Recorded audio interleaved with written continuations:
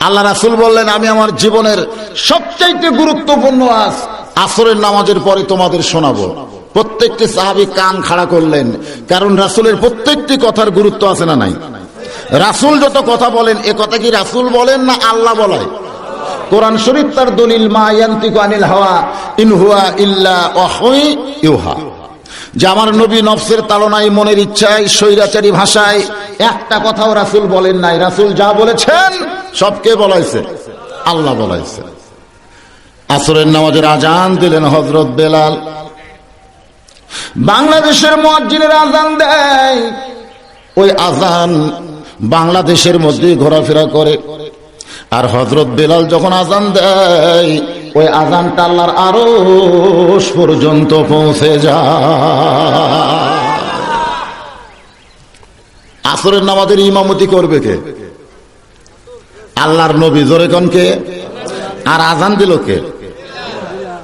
ইমাম সম্পর্কে তো আমরা সকলেই জানি, শুধু তিনি সাহাবীর ইমাম ছিলেন না, ইমামুল আম্বিয়া, ইমামুল মুরসালিন, সমস্ত নবী রাসূলের ইমাম আমাদের নবী। জোরে কোন সুবহানাল্লাহ। আবার মুয়াজ্জিন হিসাবে যিনি আজান দিলেন বেলাল, মসজিদে কুবা নির্মাণ করে আল্লাহ রাসূল ঘোষণা করলেন, মুয়াজ্জিনের দাম আল্লাহর কাছে এত হবে, হাসরের ময়দানে মুয়াজ্জিনের মাথা সবচাইতে উপরে থাকবে।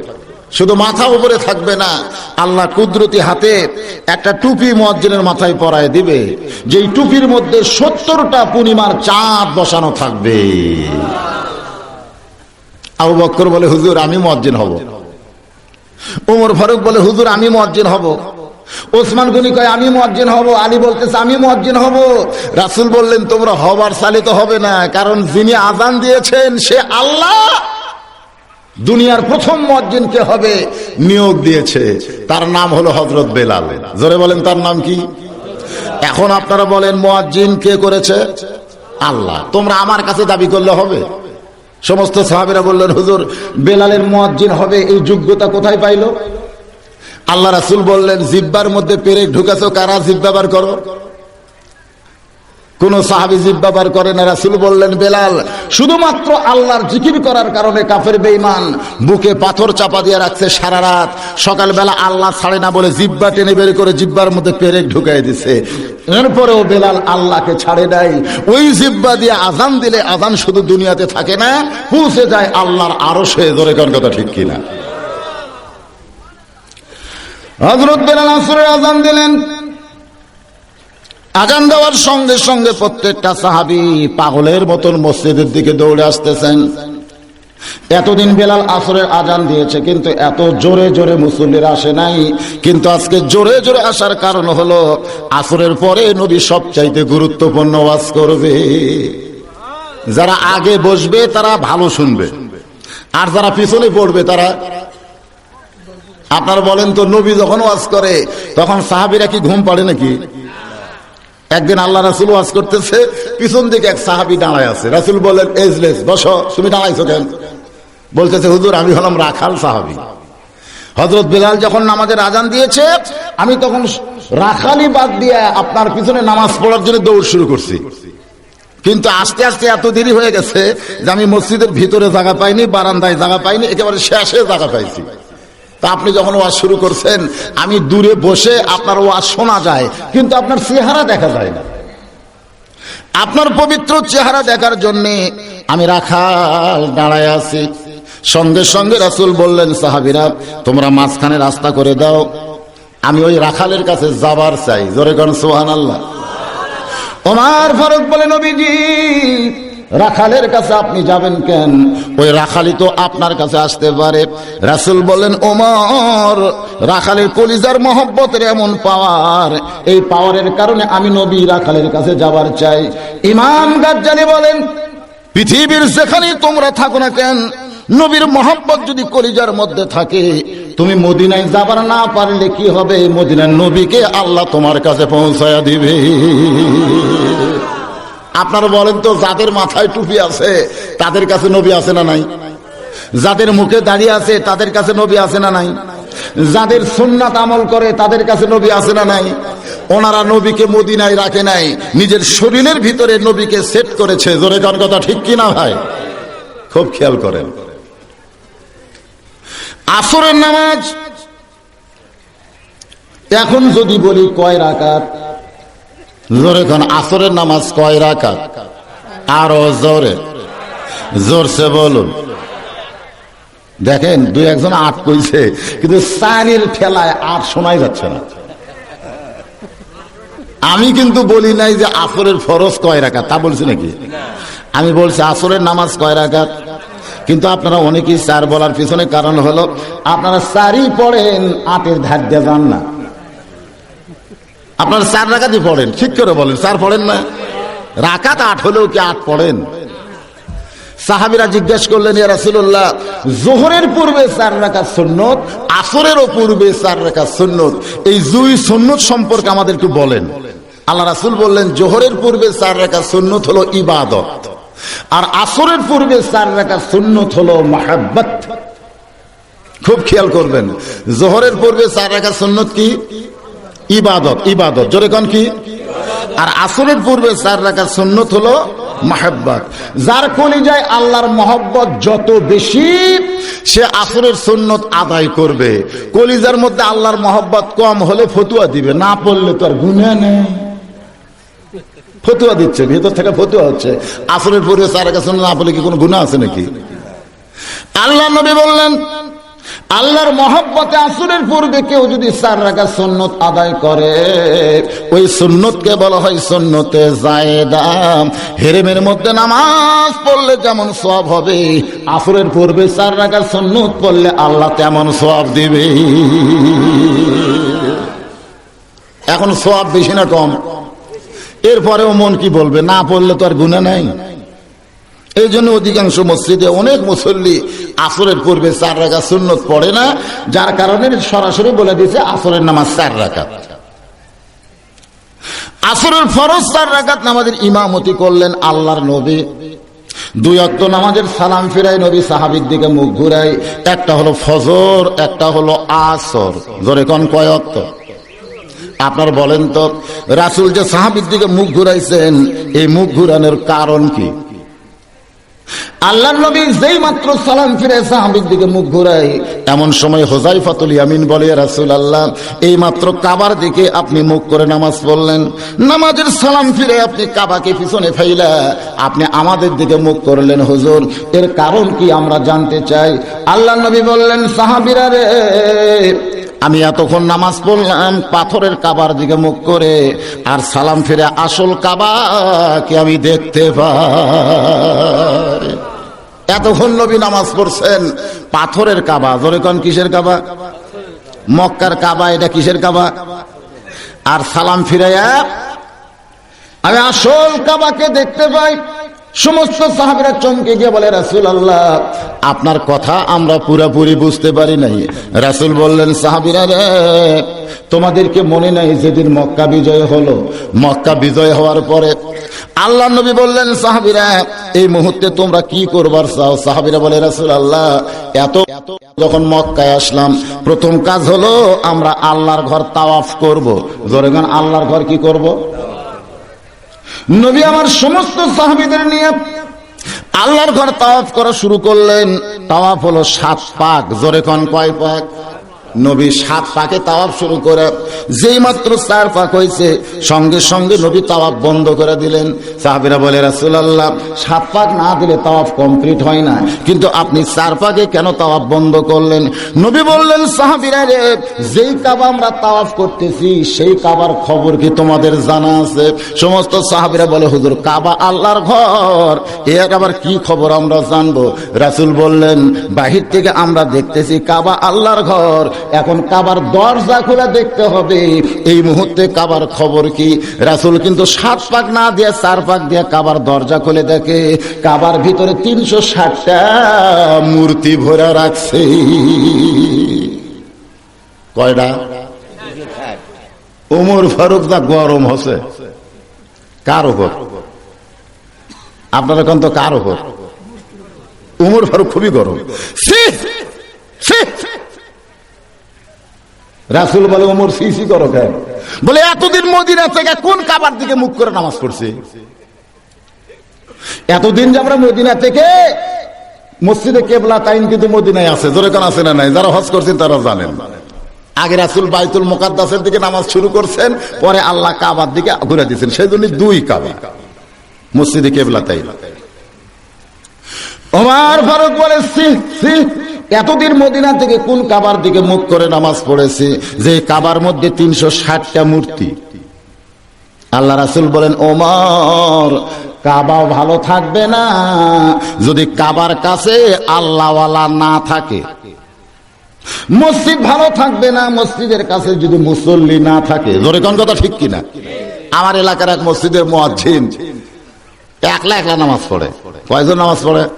একলা একলা। আজান দেওয়ার পরে কোনো মুসল্লি আসে না, মুয়াজ্জিন মসজিদের মধ্যে ঢুকে দেখে গোটা মসজিদ ধুলে। ঝাড় দিয়ে লাভ কি? কোন তো আপনার ঝাড় দিয়ে কোনো লাভ আছে?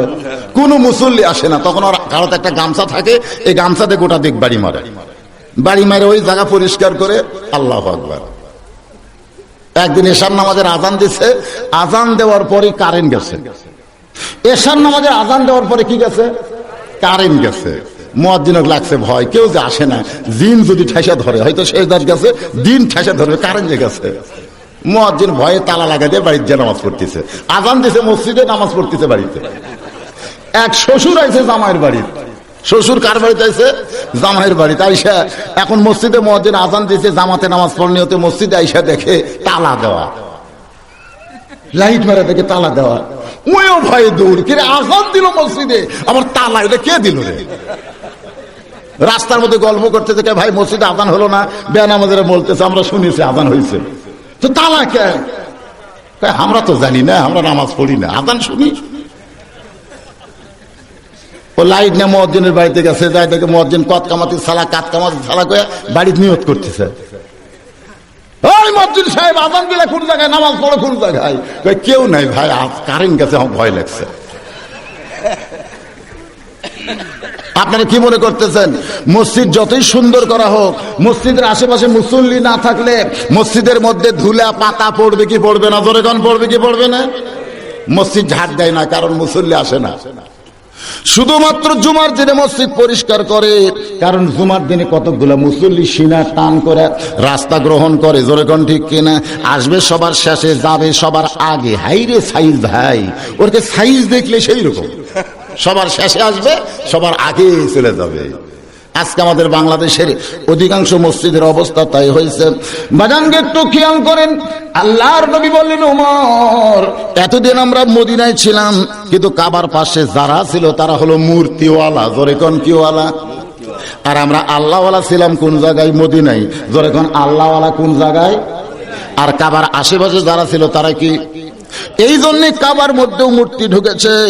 উমর ফারুক বলে, আল্লাহ ইয়া রাসূলুল্লাহ, কাবা আল্লাহর ঘর, যখন কাফের বেঈমান মূর্তি ঢুকাইলো তখন আল্লাহ কিছুই কইল না কেন? উমর ফারুকের ধারণা হলো আবু জেহেল যখন কাবার দরজা খুলে মূর্তি ঢুকাচ্ছে, এমন সময় যদি ফেরেশতা একটা চড় মারাতো। কারণ ফেরেশতা আছে না নাই? জোরে কোন আছে না নাই? যে আবু জেহেল মূর্তি ঢুকাচ্ছে, ইতিমধ্যে আন্দারা মার। জোরে কোন কি মার? ফেরেশতা এসে ঠাস করে চড় মারছে। আবু জেহেল মূর্তি ফেলে দেয় দৌড়। আবু সুফিয়ান বলতেছে, কি ভাই আমি ঢুকবো? আরে পাগলা, যে হারে চর শুরু হয়ে গেছে। আপনারা বলেন, যদি কাবার দরজাতে একটা ফেরেশতা মূর্তি ঢুকানোর সাথে চর মারতো, একটা মূর্তি কি কাবার মধ্যে ঢুকতো? কিন্তু ফেরেশতারা চড়ায় না কেন? আপনারা বলেন, আমাদের কান্দর দুটো ফেরেশতা আছে না নাই? কবরের দুটো আছে না নাই? এ কথা কোন আছে না নাই? আল্লাহর বান্দার একটু খেয়াল করবেন। রাসূল বললেন, সাহাবীরা রে, এই পাথরের কাবার কোনো শক্তি নাই। আল্লাহওয়ালারা যদি কাবার পাশে থাকে তাহলেই কাবার সৌন্দর্য পায়। নবী বললেন, রে হুযায়ফাতুল ইয়ামিন, এতক্ষণ আমি নামাজ পড়েছি পাথরের কাবার দিকে মুখ করে, আর এখন আমি কাবাকে দেখতে পাই। সমস্ত সাহাবীরা বলে, হুজুর আমরা কি কাবা? রাসূল বললেন, তাহলে শোনো, একদিন পৃথিবীতে হাজার হাজার মসজিদ থাকবে, লক্ষ লক্ষ মসজিদ থাকবে, এরপরে ইসরাফিল সিংহায় ফুৎকার দিবে, কিয়ামত হয়ে যাবে। আর তোমাদের মতন একজন আল্লাহওয়ালা কাবা যতদিন দুনিয়াতে জীবিত থাকবে, আমি রাসূল বলতেছি কিয়ামত হবে না। তাহলে কিয়ামতকে আটকাবে মক্কার কাবা না আল্লাহওয়ালা কাবা?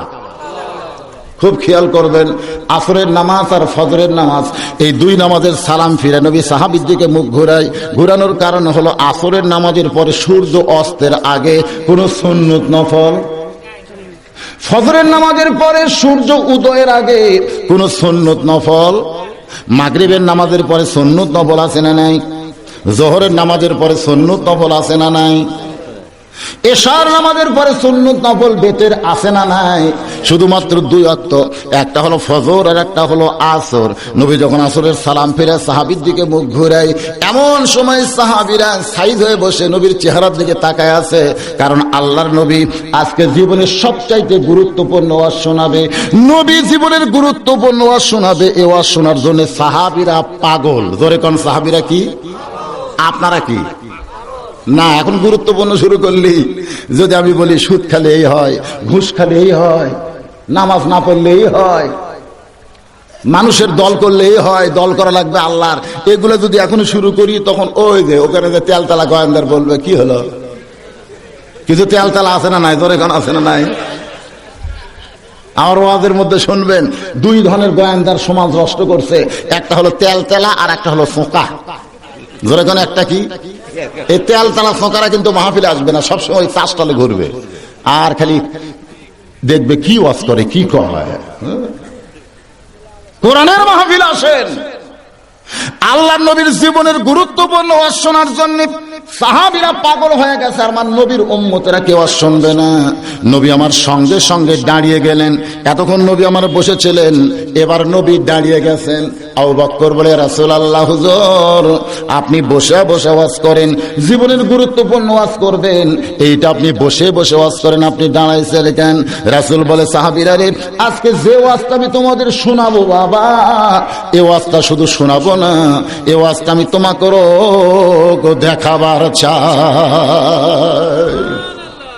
সাহাবীরা জাতিয়া বসে গেছে, এতদিন খালি ওয়াজ শুনছে, ওয়াজ দেখা যায়নি। ধরে কোন কথা ঠিক কিনা? কিন্তু রাসূল আজকে বলতেছে, আমার জীবনের সবচেয়ে গুরুত্বপূর্ণ ওয়াজ খালি শোনাবো না, ওয়াজটা আমি তোমাকে দেখাবার চাই। আমার সামনে যারা বসে আছেন, আপনারা কোনোদিন কি ওয়াজ দেখছেন? এ কথা কোন দেখছেন? ওয়াজ দেখা যায়। আগামীকাল দেখবেন মেয়েরা বোরকা পরে ঘুরতেছে, মেয়েরা স্টার জলসা দেখতেছে না, জি বাংলার ধারত যাচ্ছে না, তখন আপনারাই বলবেন ওয়াজ তো দেখা যাচ্ছে পারে, কালকে ওয়াজ করলো, আজকে ওয়াজ দেখা যাচ্ছে। প্রত্যেকদিন ফজরে হয় 15 জন, আজকে ওয়াজ শোনার পরে ফজরের নামাজে 30 জন মুসল্লি যদি হয়, তাহলে ওয়াজ দেখা যাবে। ধরে কোন ঠিক কিনা? গতকাল ওয়াজ ছিল না 15 জন, আজকে ওয়াজ হয়ে 30 জন, এটাই তো ওয়াজ দেখা। আর আমাদের বাংলাদেশে কি ওয়াজ দেখা যাচ্ছে?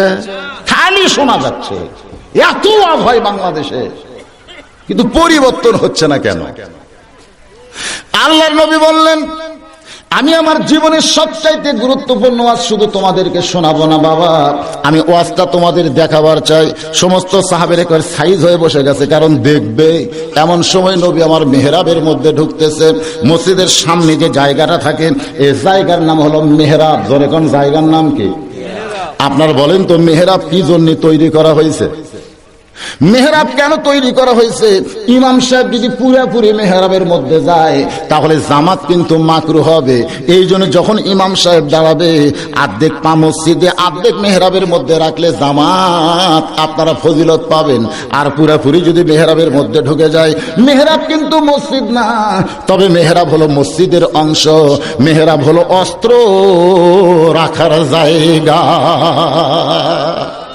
এখন অস্ত্রের কথা বললে অনেকে বলবে হুজুর মান জঙ্গি হয়ে এলো রে, এজন্য অস্ত্রবাদ। এখন মেহরাব হলো কি রাখার জায়গা? মাইকের ট্যান্ডেস্টার রাখার জায়গা নাকি? মেহরাবের মধ্যে আপনারা কি রাখেন? কথা কন না কেন? কি রাখেন? মাইকের ট্যান্ডেস্টার, গোটা কোরআন শরীফ, খুতবা টুতবা, এগুলাই মেহরাবের মধ্যে রাখার জায়গা। ধরে কোন কথা ঠিক কিনা? কিন্তু আল্লাহ নবী যখন মেহরাব তৈরি করছেন, এই মেহরাবটা কেন করছেন? মেহরাবের কিন্তু ইতিহাস রয়েছে। নবী আমার মেহরাবের মধ্যে ঢুকলেন, মেহরাবের ভিতর ঢুকে নবী আমার ধূসর বরণ একটা থলিয়া বের করলেন। থলিয়া মানে ব্যাগ। ধরে কোন থলিয়া মানে কি? সমস্ত সাহাবীরা তাকায় বলে, রাসূলুল্লাহ এই যে থলিয়া নিয়ে আসলেন, আল্লাহ নবী থলিয়ার ভিতর থেকে একটা জিনিস টেনে টেনে বের করতেছে। সমস্ত সাহাবীরা তাকায় দেখে ওই জিনিসটার কিছুই না, ওই জিনিসটা হলো নবীর পরনের একটা জুব্বা। রাসূল যখন এভাবে জুব্বাটা ঝাড়ি দিয়েছে, সমস্ত সাহাবী চোখ চাইপা ধরছে। নবী যখন জুব্বা ঝাড়ি মারছে, এমন সময় জুব্বার ভিতর থেকে এমন একটা নূর, এমন একটা আলো প্রত্যেকটা সাহাবীর মধ্যে ঢোকে। ওসমান গনি দাঁড়িয়ে বলে, রাসূলুল্লাহ এই নূরানি জুব্বার কারণ কি আমরা জানতে চাই। রাসূল বললেন, সাহাবীরা রে, এই জুব্বা এমন একটা জুব্বা, এই জুব্বা পরে আমি উম্মে হানির ঘরে ঘুমিয়েছিলাম। মনোযোগ দিয়ে শুনবেন, এই জুব্বা পরে আমি উম্মে হানির ঘরে ঘুমিয়েছিলাম। ফেরেশতা জিবরাইল এসে আমার ডান কদমে চুমা খায়। জোরে গান সুবহানাল্লাহ। নবী বলতেছেন, যেই জুব্বা আজকে তোমাদের দেখাইতেছি বাবা, এই জুব্বা পরে আমি উম্মে হানির ঘরে ঘুমাইছিলাম। ফেরেশতা জিবরাইল এসে আমার ডান পায়ে চুমা খায়। নবী ঘুম থেকে চেতন পায় দেখে জিবরাইল দাঁড়ায় আছে। রাসূল বলে, জিবরাইল কি কাম করলে? জিবরাইল তুমি হইলা বাবা আদম থেকে আমি নবী পর্যন্ত সমস্ত নবীর কাছে আল্লাহর কিতাব নিয়ে আসো, আর তুমি জিবরাইল আমার ডান কদমে চুমা দিয়ে ঘুম থেকে চেতন করো। জিবরাইল বলে, নবীজি আপনি আপনারা চিনেন না, কিন্তু আপনি আল্লাহর কাছে বড় দামি। যেইভাবে চেতন করার হুকুম হয়েছে আমি সেইভাবেই চেতন করছি। ঘুম থেকে যেমন তেমন ভাবে মানুষকে চেতন করা যাবে না। আল্লাহ রাসূল বলেছেন, কেউ ঘুমায় গেলে তার দেহ থাকে হয়তো সোনার পাড়ায়, কিন্তু রুহুটা সোনার পাড়া নাও থাকতে পারে। যেরকম ঠিক কিনা? অনেক লোক ঘুম থেকে ওটা বলে না, হায় হায় হায় হায় মরছিলাম রে ভাই।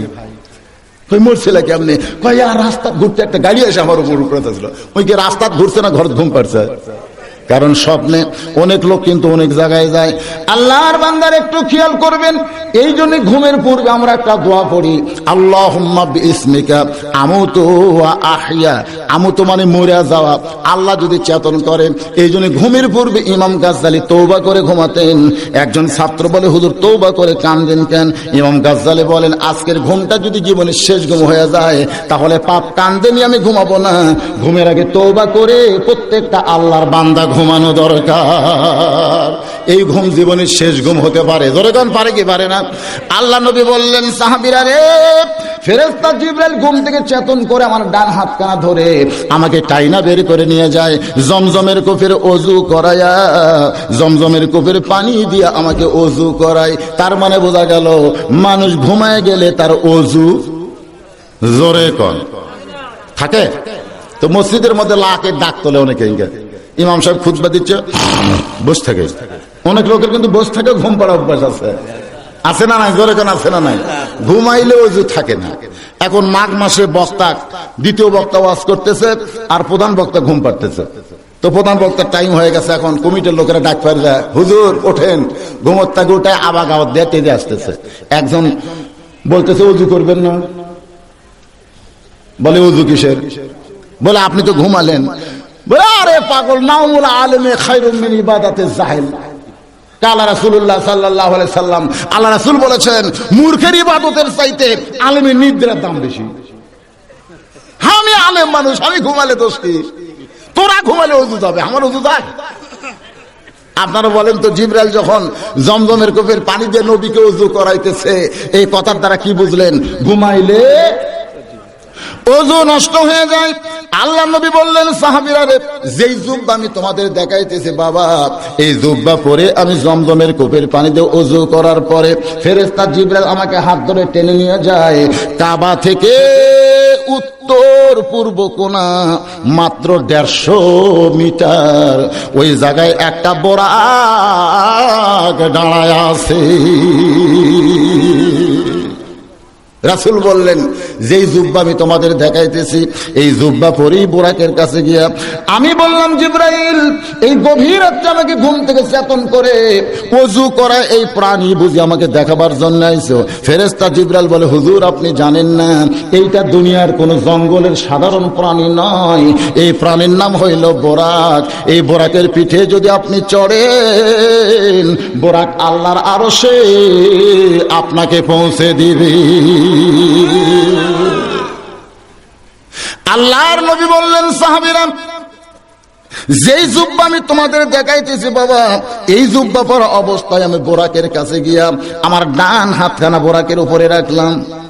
নবীর চোখ দিয়ে দর দর করে পানি পড়তেছে। ফেরেশতা জিবরাইল বলে, হুজুর, এত সুন্দর বোরাক বুঝি আপনার পছন্দ হয় নাই? রাসূল বলে, জিবরাইল, যেই বোরাকের পিঠে চললে বোরাক আল্লাহর আরশে নিয়ে যাবে, আমি বিশ্বাস করলাম এই বোরাক বলো দ্রুতগামী একটা যানবাহন। 30,000 বছরের পুলসিরাত আমার গুনাহগার উম্মত কেমনে পাড়ি দিবে? বোরাকের পিঠে হাত দিয়ে আমার মন বলতেছে, এমন করে একটা বোরাক যদি আল্লাহ আমার গুনাহগার উম্মতকে পুলসিরাতের কিনারায় দিত, আমি নবী বড় খুশি হইতাম। জিবরাইল বলে, হুজুর যে কি কয়? যেই বোরাক আল্লাহ কোন নবীর জন্য তৈরি করে নাই, কেবলমাত্র আপনার জন্য তৈরি করেছেন, আর এই বোরাক আপনি গুনাহগার উম্মতের জন্য চাবেন, আমার মনে হয় এই চাওয়া আল্লাহ আপনার কবুল করবে না। রাসূল বলেন, সাহাবীরা রে, যে জুব্বা আমি তোমাদের দেখাইতেছি বাবা, এই জুব্বা তখন আমার পরনের মধ্যে ছিল। আমি বোরাকের কাছ থেকে সরে গিয়ে বললাম, জিবরাইল, আমি নবী আমার জন্য নই, আমি নবী হলাম আমার উম্মতের জন্য। আল্লাহ আমাকে বোরাক দিব, আমার গুনাহগার উম্মতের বোরাক বাজেট হবে না। ও তোমার আল্লাহকে বলে দাও জিবরাইল, ওই বোরাকের পিঠে আমি চড়বো না। সঙ্গে সঙ্গে জিবরাইল বলে, মাবুদ গো, তোমার দোস্ত বোরাকের পিঠে চড়তে চায় না। আল্লাহ বলে, জিবরাইল শুনে নাও, আমি যেমন আমার নবীকে ভালোবাসি, আমার নবী তার উম্মতকে তেমন ভালোবাসে। বলে দাও রে জিবরাইল, আমার দোস্তকে আমার আরশে নেওয়ার জন্য তার প্রত্যেকটা গুনাহগার উম্মতকে এমন করে একটা বোরাক আমি দিয়া দিলাম। লিল্লাহে তাকবীর। আল্লাহর নবী বলেন, সাহাবীরা রে, যেই জুব্বা আমি তোমাদের দেখাইতেছি বাবা, এই জুব্বা পরা অবস্থায় আমি বোরাকের পিঠে চললাম। আমি যখন বোরাকের পিঠে চড়েছি, বোরাক আকাশের দিকে না যায় ঘোড়ার মতন দৌড়াই। বোরাক আকাশের দিকে না যায় ঘোড়ার মতন যখন দৌড়াই, আমার মনের মধ্যে চিন্তা হয়, জিবরাইল কইল বোরাকের পিঠে চললে বোরাক আকাশে যাবে, আল্লাহর আরশে যাবে, আর সেই বোরাক জমিনের উপর দিয়ে দৌড়াই। কিছুক্ষণ পরেই দেখি জিবরাইল দাহিয়াতুল কালবি সাহাবীর চেহারায় বোরাককে ব্রেক করার পরে কান আমার পায়ের কাছে লাগায় বলে, নবীজি, এই বোরাকের পিঠ থেকে নামতে গিয়া আমার কাঁধে পা দিয়ে আপনি নামতে হবে। আমি নবী বললাম, জিবরাইল, তুমি কি বলতেছ? তুমি কইলা বোরাকের পিঠে চললে আল্লাহর আরশে বোরাক নিয়ে যাবে, কিন্তু এটাই কি আল্লাহর আরশ? জিবরাইল বলে, হুজুর, আপনি জানেন না, আপনি চিনেন না, এইটা আল্লাহর আরশ না, এইটা হলো বাইতুল মুকাদ্দাস। এখানে আল্লাহর একটা ঘর আছে, এই ঘরের মধ্যে আপনাকে 2 রাকাত নামাজ পড়াতে হবে। রাসূল বললেন, সাহাবীরা, যেই জুব্বা আমি তোমাদের দেখাইতেছি বাবা, এই জুব্বা পরে আমি বোরাকের পিঠ থেকে নামলাম। ফেরেশতা জিবরাইল বলে, হুজুর, আপনাকে 2 রাকাত নামাজ পড়া লাগবে না পড়ান লাগবে একটু খেয়াল করবেন। রাসূল কিন্তু 2 রাকাত নামাজ পড়েছেন না পড়াইছেন? জোরে কন না কেন? পড়াইছেন, পড়াইছেন। নামাজ পড়া আর নামাজ পড়ান। আপনারা মসজিদে যিনি নামাজ পড়ায় তার কক আপনারা কি কন? জোরে কন না কেন? আর যারা নামাজ পড়ে তারা মুসল্লি। আজকে দাম বেশি কার? মুসল্লির না ইমামের? কথা কন না কেন? মুসল্লির না ইমামের? আজকে মুসল্লিরই দাম বেশি, মুসল্লির দাম বেশি। রমজান মাসে মুসল্লিরা গল্প করতেছে, বইয়ের শাড়ি কিনলাম, মেয়ের কাপড় কিনলাম, সেমাই কিনলাম, লাচ্চা কিনলাম, চিনি কিনলাম, আর ইমাম সাহেব কালে চোখের পানি বের করে কাঁদতেছে, কবে 27 হবে, তারপরে তারাবির হাদিয়া দিবে। মুসল্লি বাংলাদেশে দাম বেশি, ইমামের দাম কম, একটু খেয়াল করেন। আল্লাহ নবী বললেন, সাহাবীরা রে, যেই জুব্বা আমি তোমাদের দেখাইতেছি বাবা, এই জুব্বা পরে আমি 2 রাকাত নামাজ পড়ালাম। আমার সালাম ফিরানোর সঙ্গে সঙ্গে ফেরেশতা জিবরাইল বলে, হুজুর, আপনি তো 2 রাকাত নামাজ পড়ালেন, আপনি বলেন তো আপনার পিছনে যারা নামাজ পড়লো তারা কে? আমি বললাম, আমি তো এই জগতের কাউরে চিনি না। ফেরেশতা জিবরাইল বললেন, হুজুর, 1,24,000 মতান্তরে 2,24,000 পয়গম্বর রাসূল আজকে আপনার পিছনে ইক্তেদা করেছে। আজ থেকে আপনি হলেন ইমামুল আম্বিয়া, ইমামুল মুরসালিন। রাসূল বললেন, যেই জুব্বা আমি তোমাদের দেখাইতেছি বাবা, এই জুব্বা পরি আমি সমস্ত নবী রাসূলের ইমামতি করার পরে আমি বোরাকের পিঠে চললাম। বোরাক সাঁই সাঁই করে আল্লাহর আরশ পর্যন্ত আমাকে নিয়ে গেল। এমন একটা জায়গা, যে জায়গায় গিয়ে জিবরাইল বলতে যে হুজুর এখান থেকে আমি আর সামনে বাড়াতে পারবো না, এইটা হলো বর্ডার এলাকা। জোরে কোন কি এলাকা? এখান থেকে আপনাকে একলাই যাওয়া লাগবে। 70,000 নূরের পর্দা আছে, এই নূরের পর্দা পাড়ি দিয়া আপনি নবী একলা যাবেন, আমি জিবরাইল আর যাওয়ার পারবো না। নবী বললেন, কেন পারবে না জিবরাইল ভাই? তুমি আমাকে সঙ্গে করে নিয়ে আইলা, আর এই জায়গায় তুমি কেন পারবা না? জিবরাইল বলে, হুজুর আমি নূরের তৈরি, তারপরেও আমি গেলে আমার অস্তিত্ব পুড়ে হবে। চাই এখান থেকে আপনাকে একাই যাওয়া লাগবে। আল্লাহ বলেছেন